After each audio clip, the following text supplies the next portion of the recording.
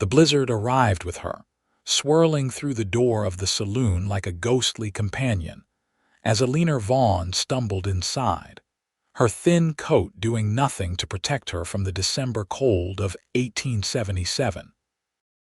She stood dripping snow onto the rough wooden floor, her lips blue and trembling, her hands wrapped in cloth that had seen better days, and the entire room fell silent as 20 pairs of eyes turned to assess this unexpected arrival in Montezuma, Colorado. Adam Xavier sat at a corner table, nursing a whiskey that had long since gone warm. He had been in town for 3 weeks, having sold his cattle and lost his ranch hand to pneumonia 2 months back. The loneliness had settled into his bones deeper than any winter chill, and he found himself staring at the stranger with more interest than he had felt in anything for months. She was young, maybe 22 or 23, with dark hair plastered to her face and eyes that held a desperation he recognized all too well. The saloon owner, a portly man named Henderson, crossed his arms over his barrel chest. "We don't serve women in here unless they are working, and I've got all the girls I need." Eleanor's voice came out steadier than Adam expected, given her obvious exhaustion. "I am not looking for that kind of work. I can cook, clean, mend clothes, tend horses, anything honest. I will work for room and board until spring." Henderson laughed, and a few of the men joined him. "Girl, you look like you would blow away in the next strong wind. What ranch owner is going to take on someone who cannot even afford a proper coat?" Adam found himself standing before he had made a conscious decision to do so. His chair scraped against the floor, drawing attention his way. He was 30 years old, tall and broad-shouldered from years of ranch work, with dark hair that needed cutting and eyes the color of storm clouds. People in Montezuma had learned over the past weeks that he kept to himself, spoke little, and had a reputation from his home county as a fair man but not one to cross. "I will hear her out," Adam said, his voice cutting through the laughter. He gestured to the empty chair at his table. "Sit down before you fall down." Eleanor's eyes widened, showing their true color for the first time, a striking green that reminded him of spring grass. She made her way to his table with as much dignity as she could muster, though her legs shook with every step. Adam caught Henderson's eye and raised 2 fingers. "Hot coffee, and whatever stew you have got in the back." When Eleanor was seated, Adam took his time studying her. Up close, he could see the fine bones of her face, the intelligence in her eyes, and the stubborn set to her jaw that spoke of someone who had survived things that would have broken lesser people. Her hands, when she finally unwrapped them from the frozen cloth, were red and chapped but surprisingly graceful. "Thank you," she said quietly. "I have been walking since dawn. The stagecoach left me at the last town when I could not pay the full fare." "That's 15 miles in a blizzard," Adam observed. "You are either very brave or very desperate." "Both," Eleanor admitted. She accepted the coffee Henderson brought with a grateful nod, wrapping her hands around the mug as though it were the most precious thing in the world. "I left St. Louis 6 weeks ago. My father died of cholera, and the boarding house owner sold everything we had to cover back rent. I thought I could make it to California, but my money ran out in Kansas." Adam listened as she talked, noting the education in her speech and the way she held herself despite her circumstances. She had been a teacher's daughter, she explained, raised in modest comfort until disease had stolen everything. She had worked her way west doing laundry, mending, cooking, anything she could find, but winter had made jobs scarce and travel dangerous. "I am a hard worker," Eleanor said, meeting his eyes directly. "I know I do not look like much right now, but I learn fast and I do not give up. If you have work, any work, I will prove my worth." Adam took a long drink of his whiskey, thinking. His ranch was a half-day ride from Montezuma, a decent spread of land with good water and grass. He had cattle to tend, horses to break, a house that had not seen a woman's touch since his mother died 5 years ago. He had been planning to hire a ranch hand, maybe two, to help with the spring work. But as he looked at Eleanor, an idea formed that was either brilliant or completely insane. "I do not need a worker," Adam said slowly. "I need a wife more than a worker." The words hung in the air between them. Eleanor's coffee mug stopped halfway to her lips. Around them, the saloon had gone quiet again, everyone straining to hear this unexpected development. "Excuse me," Eleanor said carefully. Adam leaned forward, his forearms on the table. "I have a ranch, good land, a solid house. I can provide for a family. What I cannot do is keep living alone in a place that is meant for more than one person. I am tired of cooking my own meals, mending my own clothes, and spending every evening with nothing but my own thoughts. I am tired of being alone." "You are proposing marriage to a complete stranger," Eleanor said, but there was no mockery in her voice, only a cautious curiosity. "Folks have married for less practical reasons," Adam replied. "I am offering you safety, a home, and my name. In return, you would keep the house, help with the ranch work when needed, and be my partner in building something that lasts.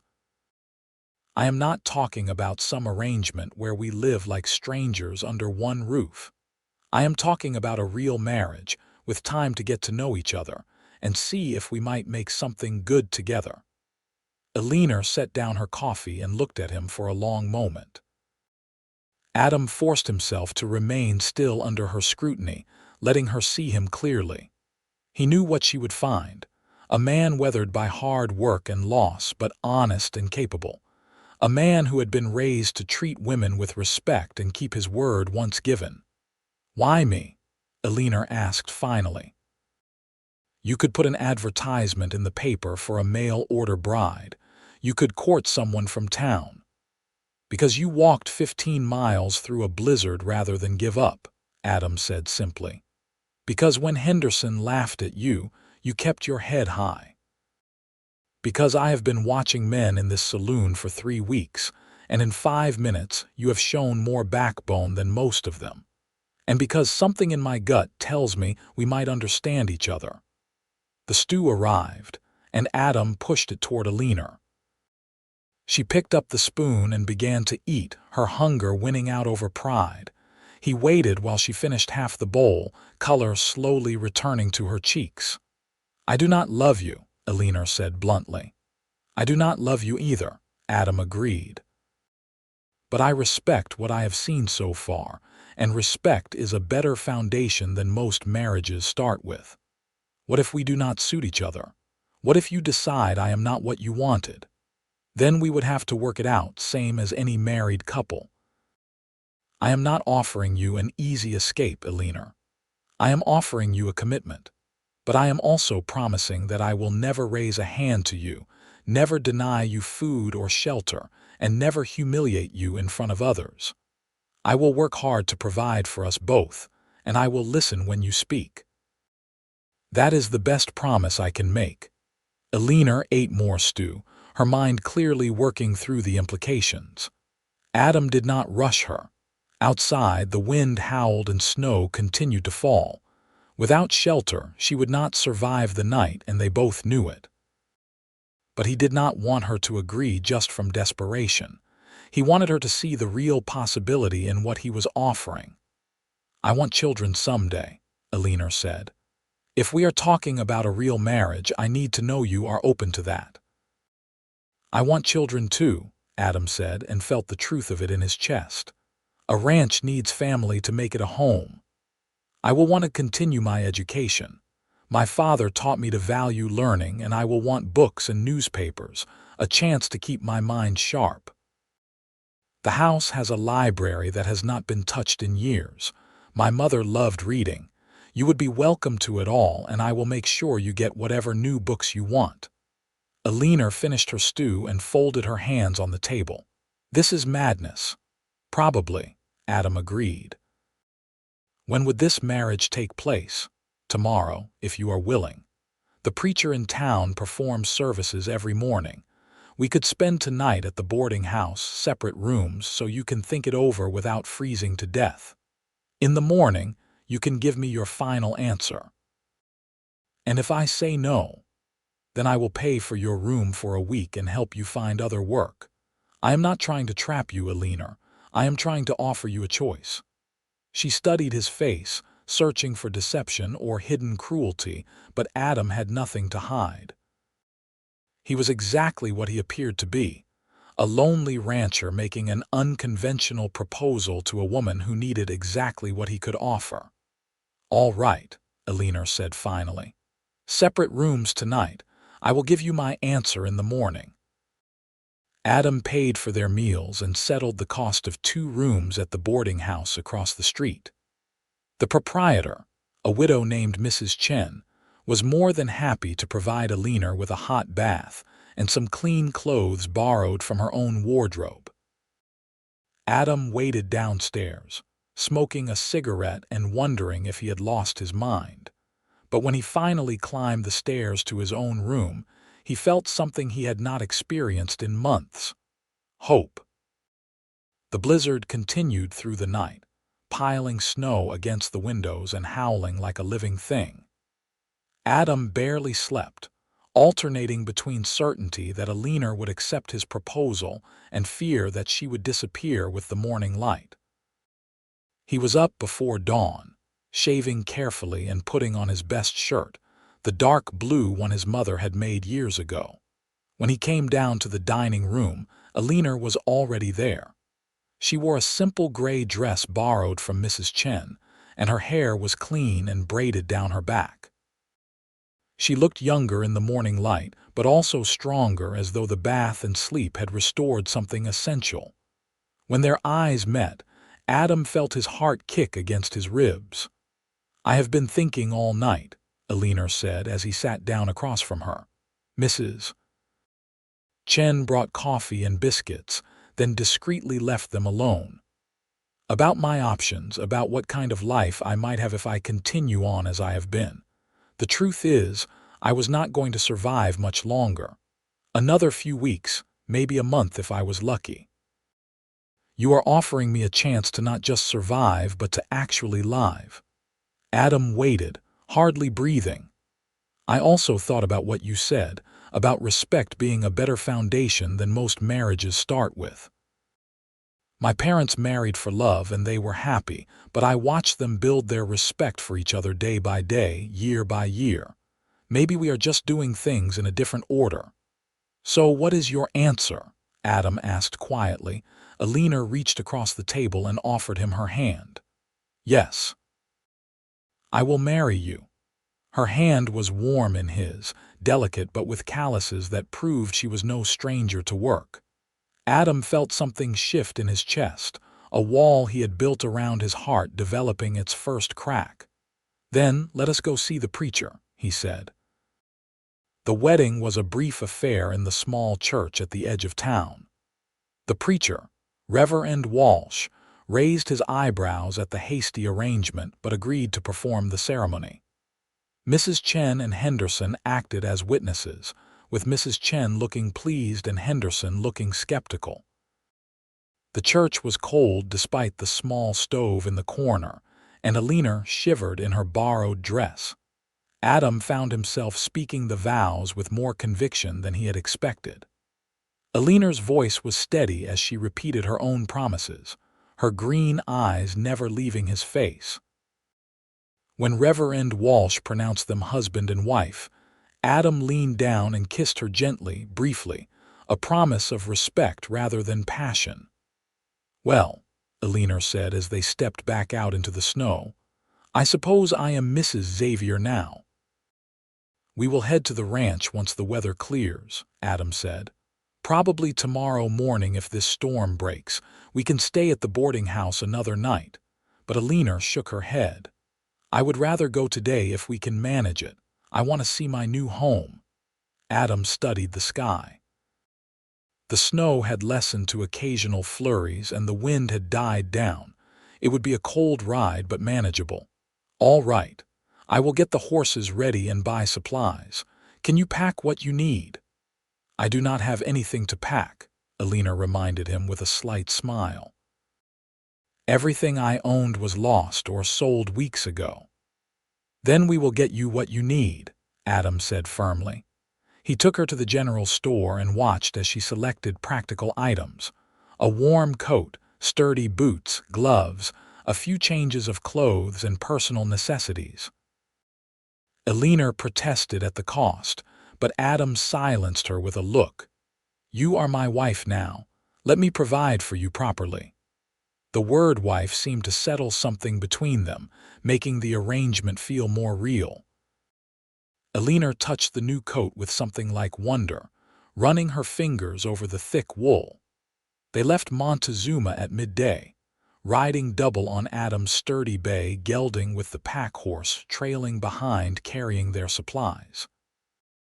Eleanor sat in front of Adam, and he kept one arm around her waist to steady her. She was warm against him despite the cold, and he found himself acutely aware of every breath she took, every small movement she made. The ride to the ranch took 5 hours through snow-covered landscape.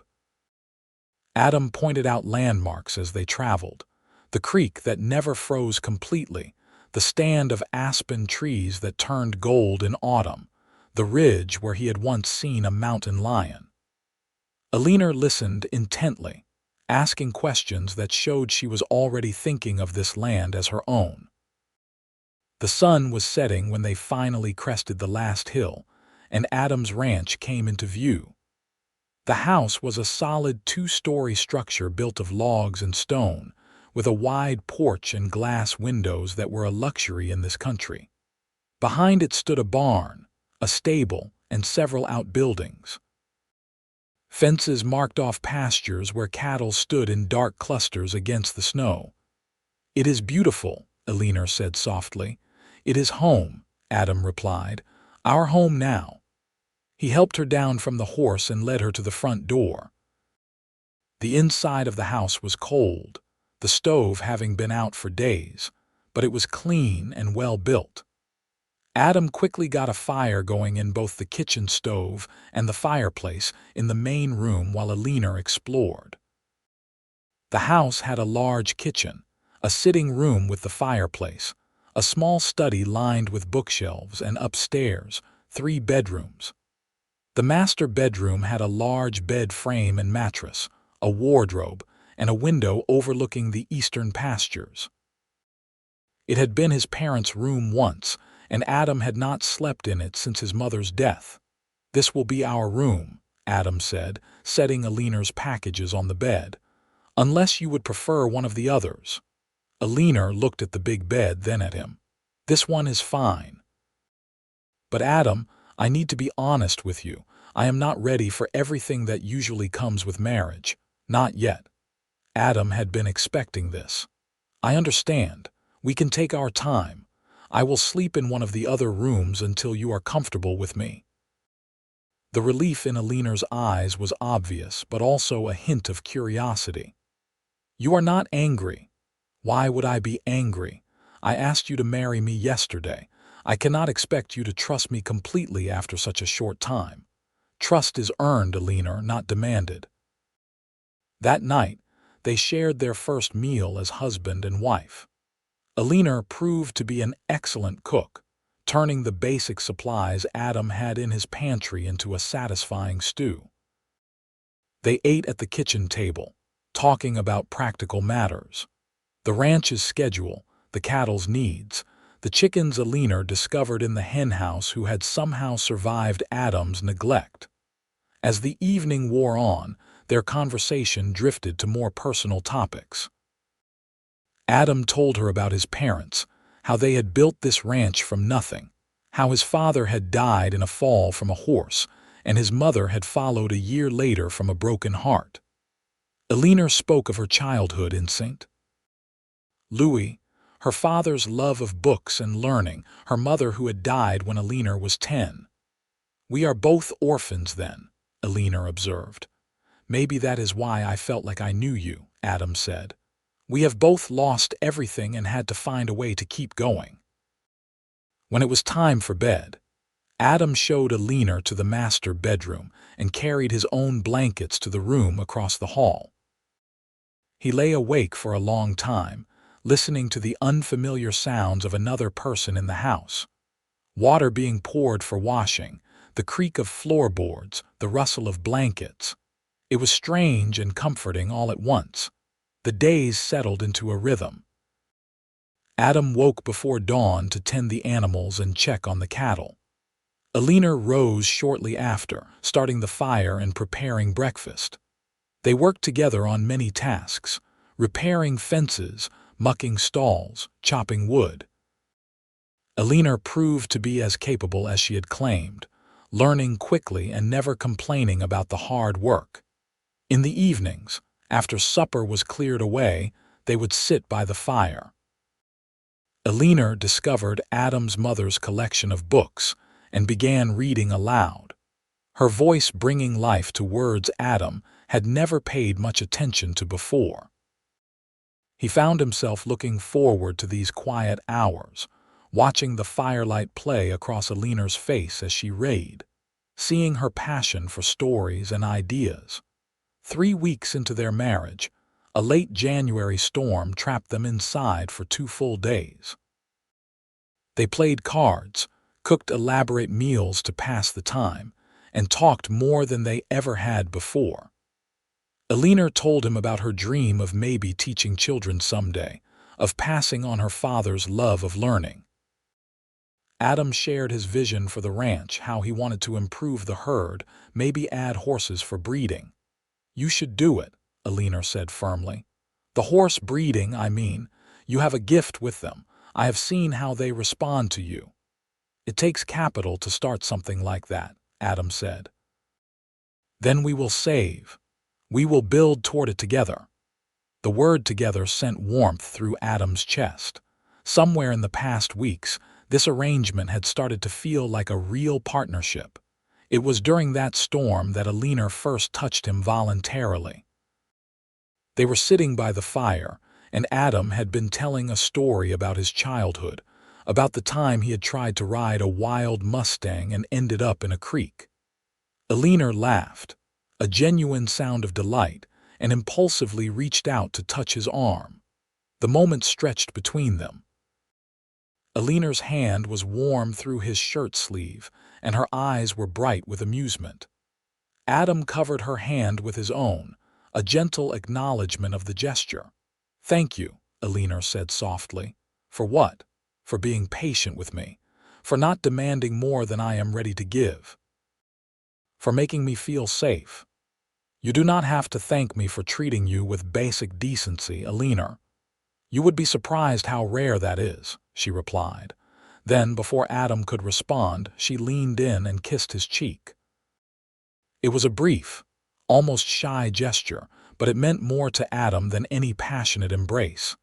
That night, when they went to their separate rooms, Adam felt the distance between them more acutely than ever before. He was falling in love with his wife, he realized. With her quick mind and capable hands, her stubbornness and her surprising moments of tenderness. He loved the way she sang while she cooked, the way she talked to the horses, the way she challenged his opinions and made him think about things differently. But he had promised to let her set the pace, and he would keep that promise no matter how much he wanted to cross the hallway and tell her what he was feeling. February brought a thaw, and with it, neighbors. The Prescotts, whose ranch bordered Adams to the north, came calling one Sunday afternoon. Martin Prescott was a gruff man in his 50s who had been ranching in Colorado since before the territory became a state. His wife, Sarah, was a warm woman with sharp eyes that took in everything. "So this is the bride we heard about," Sarah said, embracing Eleanor despite having just met her. "Married in a blizzard and whisked away to this isolated ranch. You are either very brave or very foolish, dear." "A bit of both, I think." Eleanor said with a smile that Adam had come to recognize as her polite but wary expression. They had dinner together, and Adam watched proudly as Eleanor charmed his neighbors with her intelligence and grace. She asked Sarah about gardening in the mountain climate, listened to Martin's advice about cattle breeding, and held her own in conversations about territory politics and water rights. After the Prescotts left, Eleanor sagged against the closed door. That was exhausting. "You were perfect," Adam said. "I was terrified. What if they did not like me? What if they thought you had made a terrible mistake?" Adam crossed to her and took her hands in his. "Eleanor, you could never be a mistake, and anyone who spends 5 minutes with you can see how remarkable you are." She looked up at him, her green eyes searching his face. "You really believe that, do not you? Every word." Eleanor raised up on her toes and kissed him, not on the cheek this time but on the mouth. It was gentle and exploratory, a question more than a statement. Adam responded carefully, keeping his hands on her waist, letting her maintain control. When she pulled back, her cheeks were flushed. "I think I am ready," Eleanor whispered, "to be your wife in every way if you still want that." Adam's heart was pounding. "Are you sure?" "I do not want you to feel pressured." "I am sure." "Adam, these past weeks, you have shown me what kind of man you are. You have been kind and patient and respectful. You have made me laugh and made me think. You have given me a home and a partnership. I am not in love with you yet, but I trust you, and I think that might be even more important." "I am in love with you," Adam admitted. "I have been for weeks now, but I did not want to say anything until you were ready to hear it." Eleanor's eyes widened, then softened. "Say it again." "I love you, Eleanor Xavier. I love your strength and your stubbornness. I love the way you never give up, the way you throw yourself into every task. I love listening to you raid, watching you work, sitting across from you at meals. I love that you are my wife, and I want to spend the rest of my life proving myself worthy of you." Tears spilled down Eleanor's cheeks, but she was smiling. "I am falling in love with you too. I think I have been for a while, but I was afraid to admit it, afraid it was too fast, too unlikely." "Nothing about us has been conventional," Adam said, wiping her tears with his thumbs. "Why should falling in love be any different?" He kissed her again, deeper this time, and felt her arms come around his neck. When he lifted her and carried her up the stairs, she did not protest. And when he laid her on the big bed in the master bedroom, she pulled him down beside her with a trust that humbled him. That night, their marriage became complete in every sense. Adam was gentle and patient, mindful of Eleanor's inexperience, and when she cried out his name in pleasure and surprise, he felt a satisfaction deeper than any he had ever known. They lay tangled together afterward, her head on his chest, his fingers tracing patterns on her bare shoulder. "I was so cold when I walked into that saloon," Eleanor murmured. "I thought I was going to die in that storm, that I had finally reached the end of my luck, and instead I found you."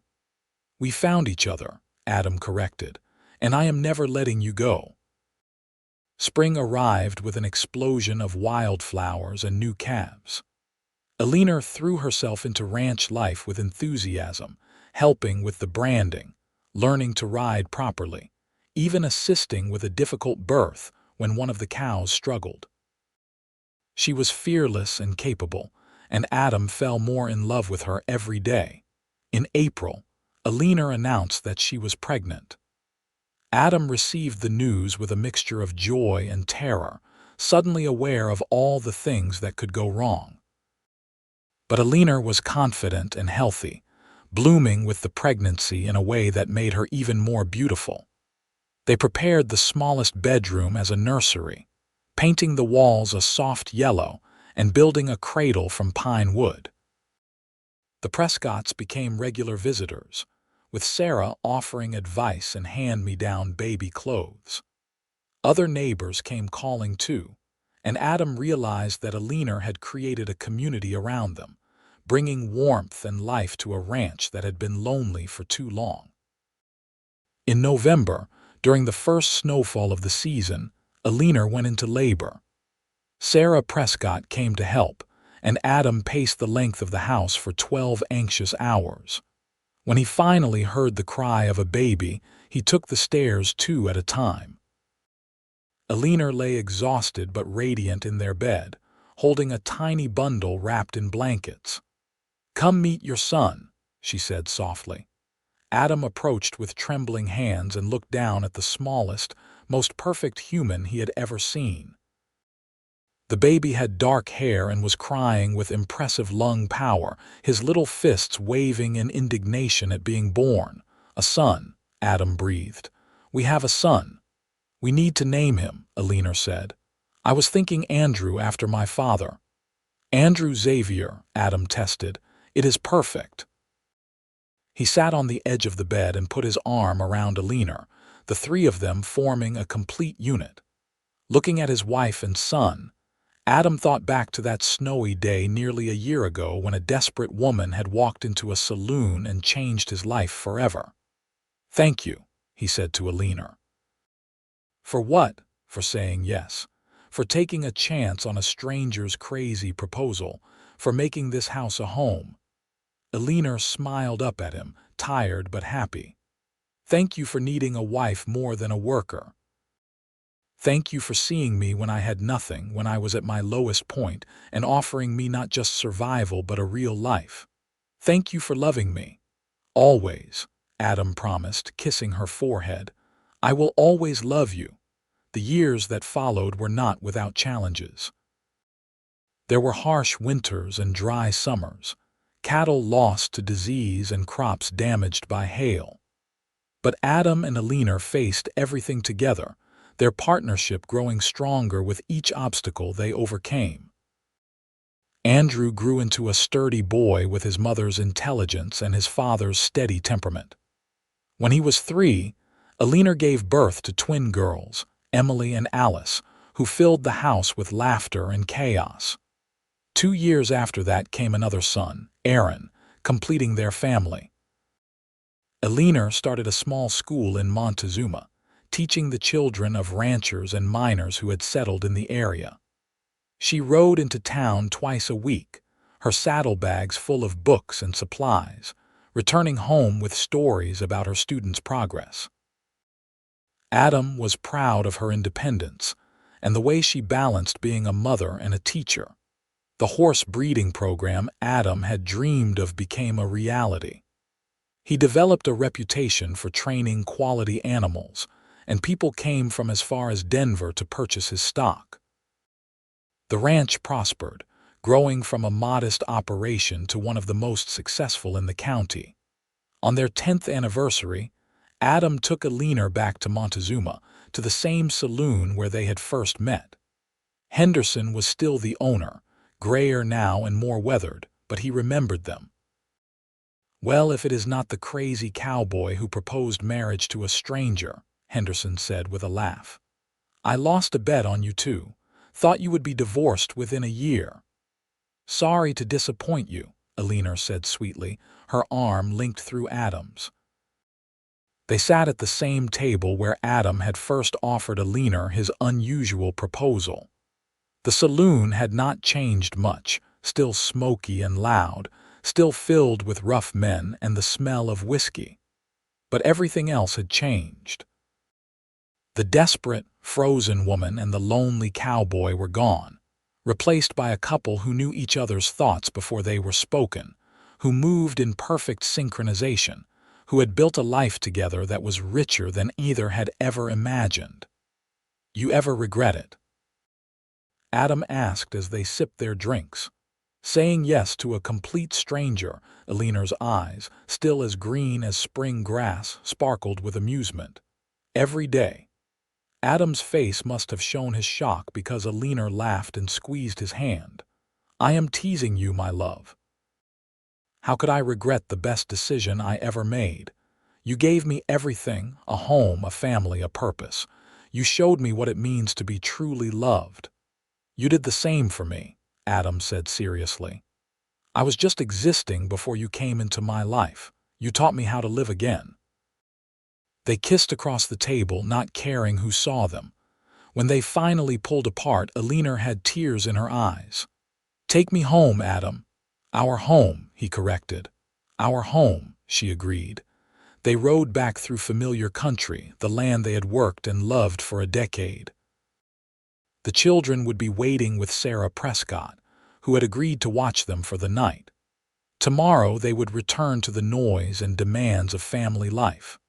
But tonight was just for them, a chance to remember where they had started and celebrate how far they had come. The house stood solid and welcoming on its hill, lights burning in the windows. Adam helped Eleanor down from her horse and they stood for a moment, looking at what they had built together. "I need to tell you something," Eleanor said. "I am pregnant again." Adam felt joy surge through him. "Are you sure?" "Very sure. Sarah has been making jokes about it for weeks. She says I have a certain glow." Adam pulled her close, burying his face in her hair. 5 children. They would have 5 children, a house full of love and laughter and life. It was more than he had ever dreamed of on those lonely nights before Eleanor had walked into his world. "I love you," he said fiercely. "I will love you until the day I die and beyond." "I love you too," Eleanor replied. "My cowboy, my husband, my partner, my everything." They went inside together, closing the door on the night.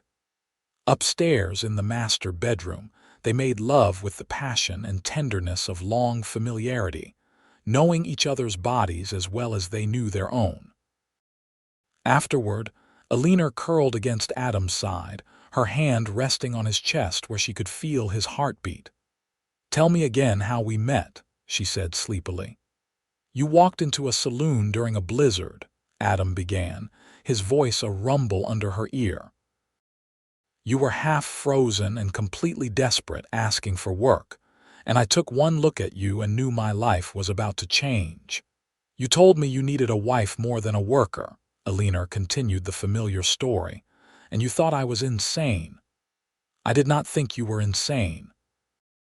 I thought the situation was insane, but there was something about you, Adam, something in your eyes that told me you were sincere, that you were offering me a real chance at life." "Best gamble I ever took," Adam said. "Best gamble we both took," Eleanor corrected. They drifted into sleep wrapped around each other, secure in the knowledge that whatever challenges tomorrow brought, they would face them together. The desperate woman and the lonely cowboy had found something rare in the harsh landscape of the Colorado mountains, a love that warmed them through the coldest winters and sustained them through the hardest times. The 5th child was another boy, born in late spring with his mother's green eyes. They named him Alexander, and he completed their family. The house that had once been quiet and empty was now filled with the sounds of children playing, arguing, laughing.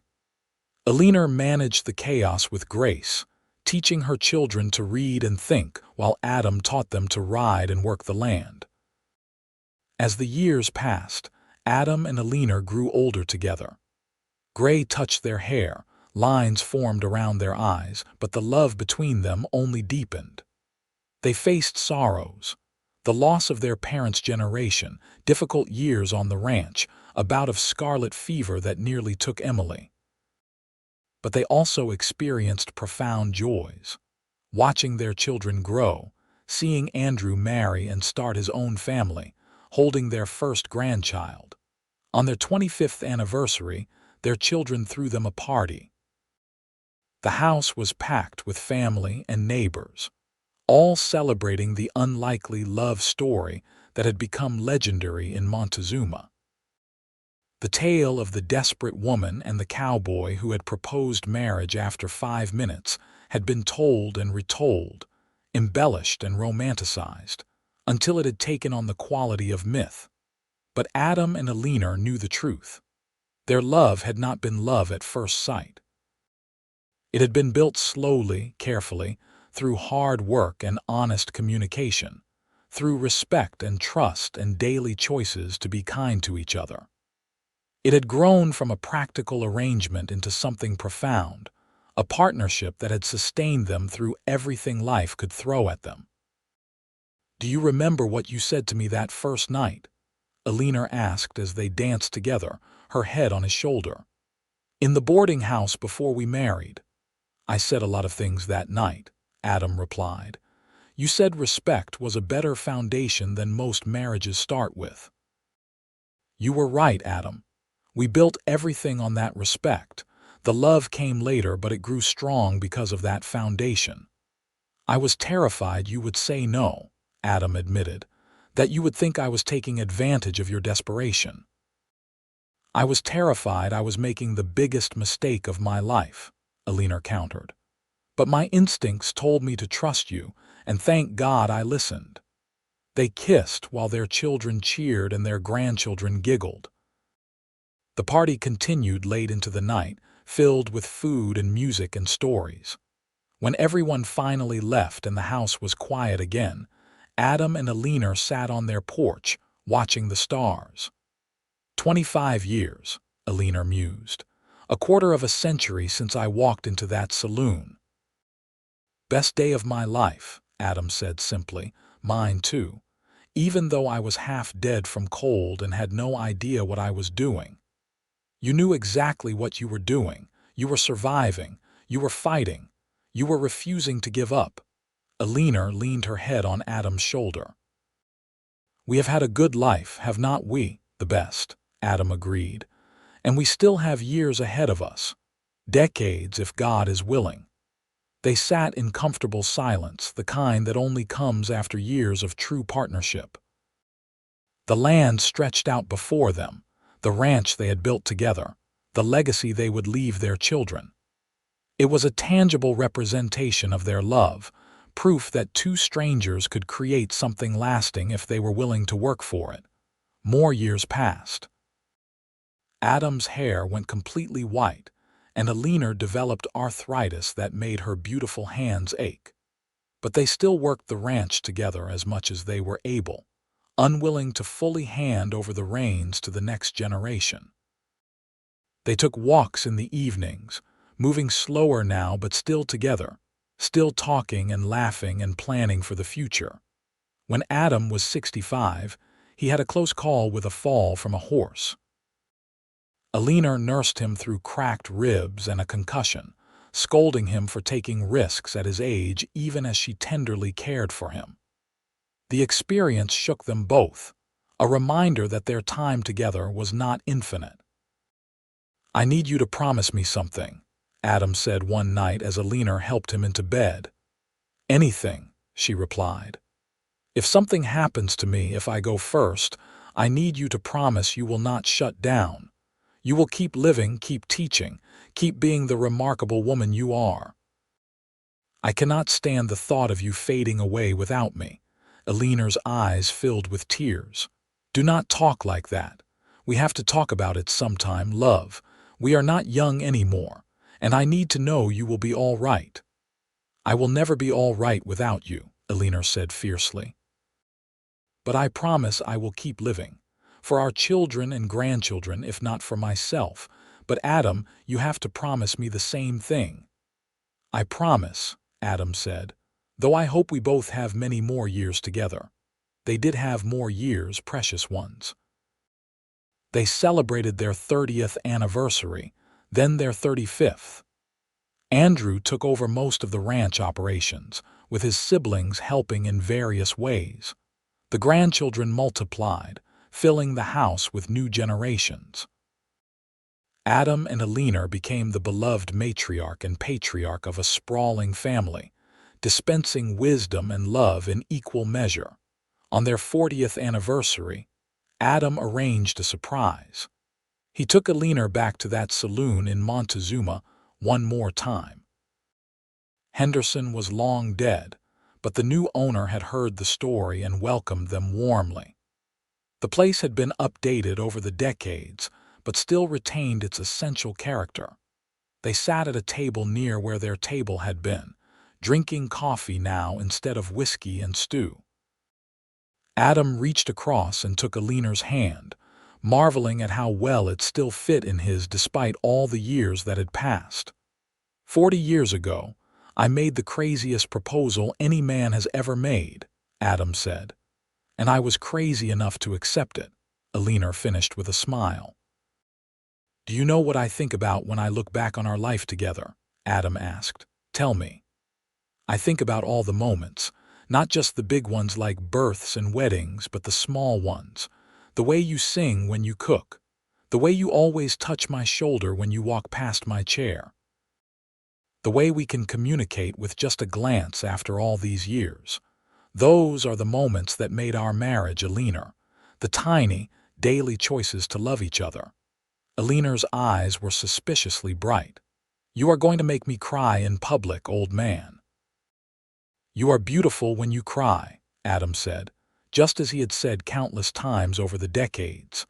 And you are still a shameless flatterer. They laughed together, the sound of it worn smooth by time but no less genuine. When they left the saloon, Adam helped Eleanor into their wagon. They did not ride horses anymore, their bodies too old for that particular adventure.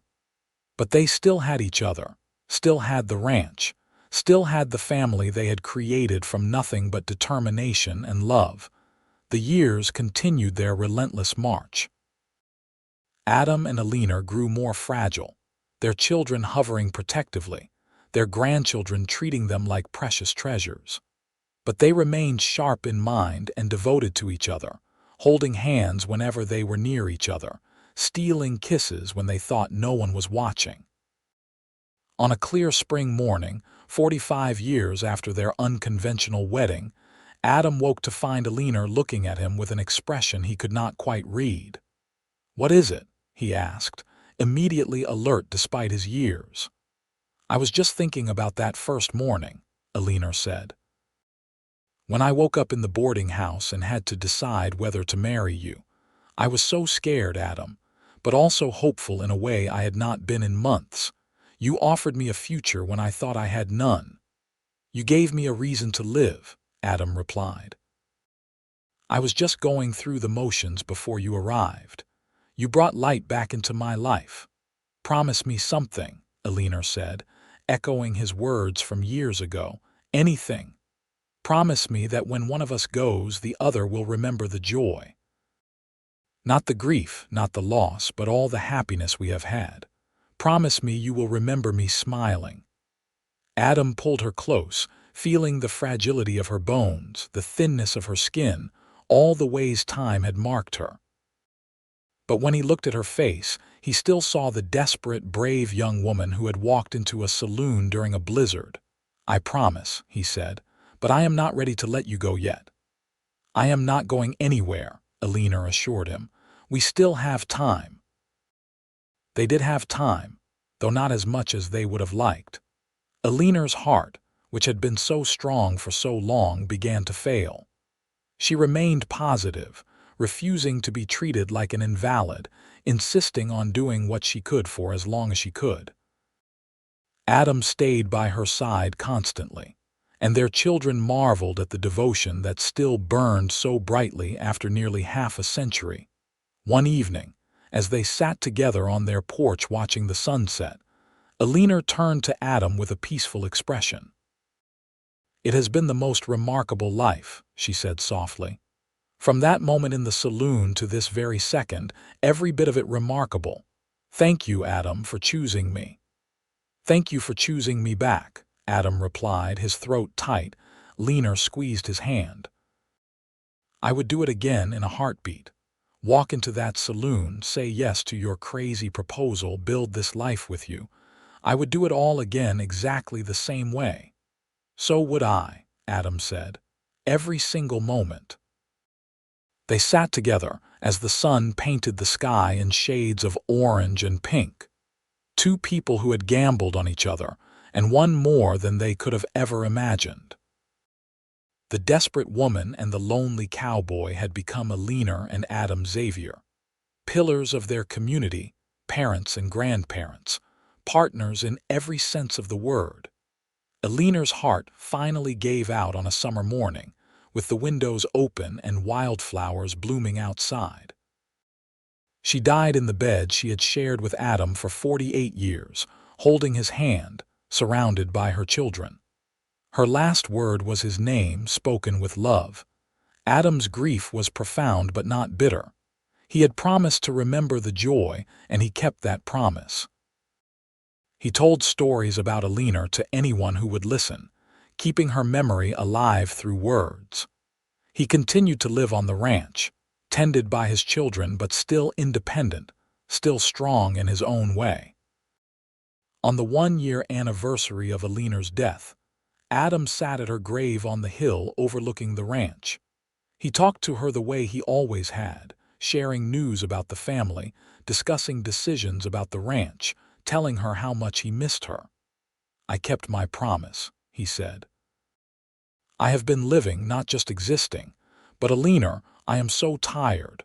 I am ready to rest now, ready to be with you again." Adam Xavier died peacefully in his sleep that night in the same bed where Eleanor had died. He was 77 years old and had lived every single day since her death, missing his wife, but honoring her memory through action. The family buried him next to Eleanor on the hill, their headstones simple but inscribed with words that told their story. She walked into his life during a blizzard. He offered her forever. Together they built a legacy of love. The ranch passed to Andrew and his family, who continued the traditions Adam and Eleanor had established. The story of their courtship became family legend, told and retold to each new generation. The children and grandchildren and great-grandchildren knew about the desperate woman in the saloon, the cowboy who needed a wife more than a worker, and the love that had grown from such unlikely beginnings. In Montezuma, the story became part of local history. The saloon where they met eventually closed, but a plaque marked the location, commemorating the romance that had captured the imagination of the entire town. Couples came from all over Colorado to see where Adam Xavier had made his famous proposal, hoping some of that magic would rub off on them. But the people who remembered Adam and Eleanor best were not interested in the romance of their meeting. They remembered instead the way Adam had looked at Eleanor even in their 70s, as though she were still the most beautiful woman in the world.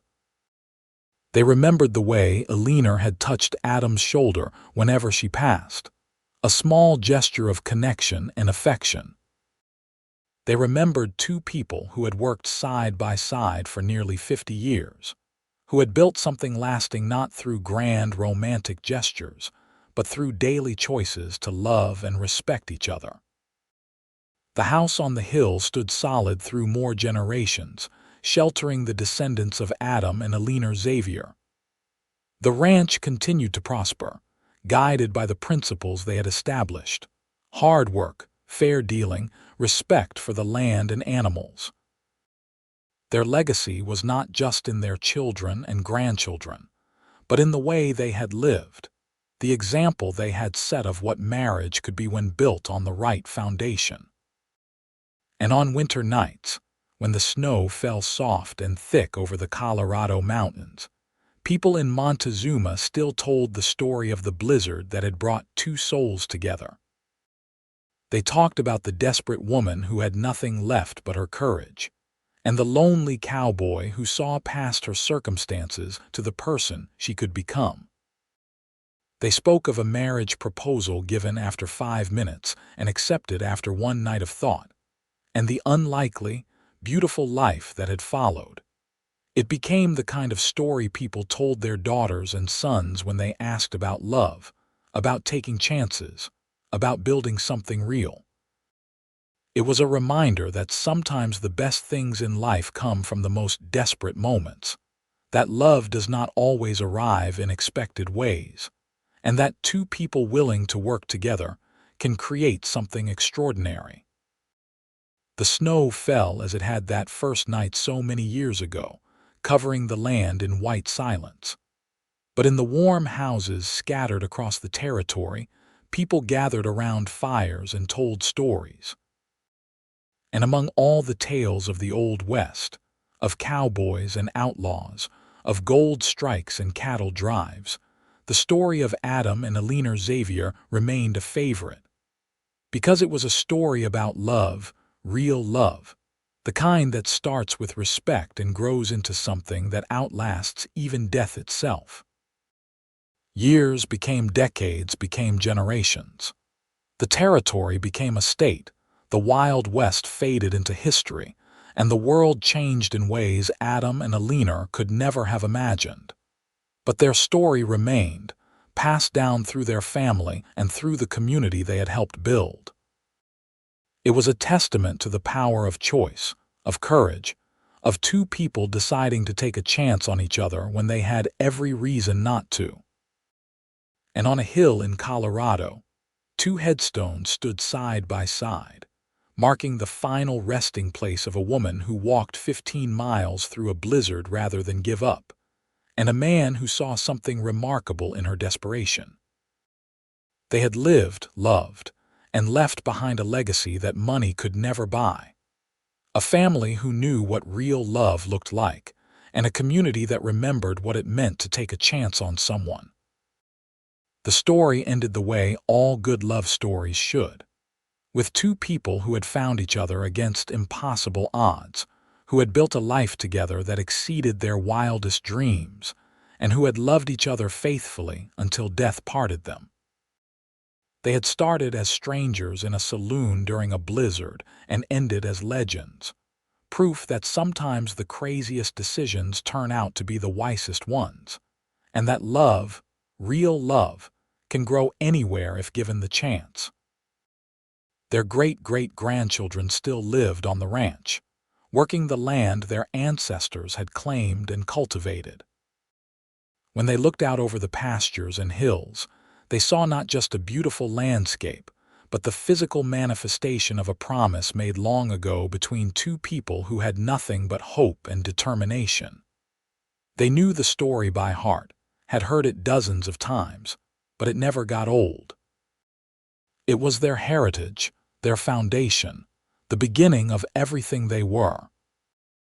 And sometimes, on winter evenings when the snow fell heavy and the wind howled around the house, they could almost imagine they heard voices from the past.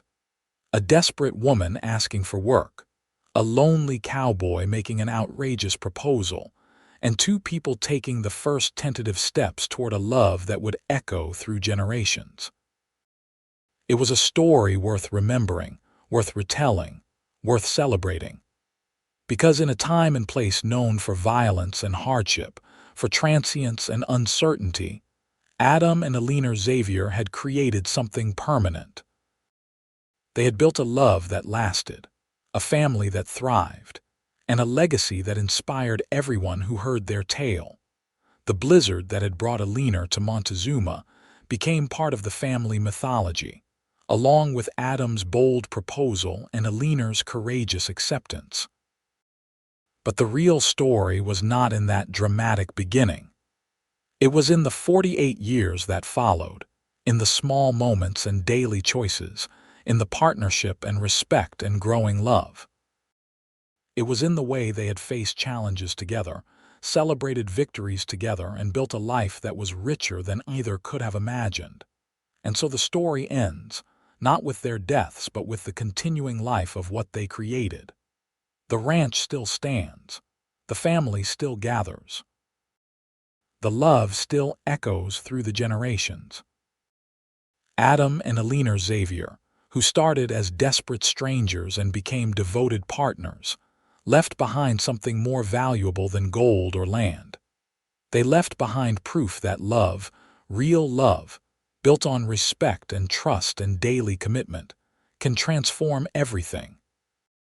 Their story became a beacon for anyone who has ever felt lost, anyone who has ever had to make an impossible choice, anyone who has ever wondered if taking a chance could lead to something beautiful.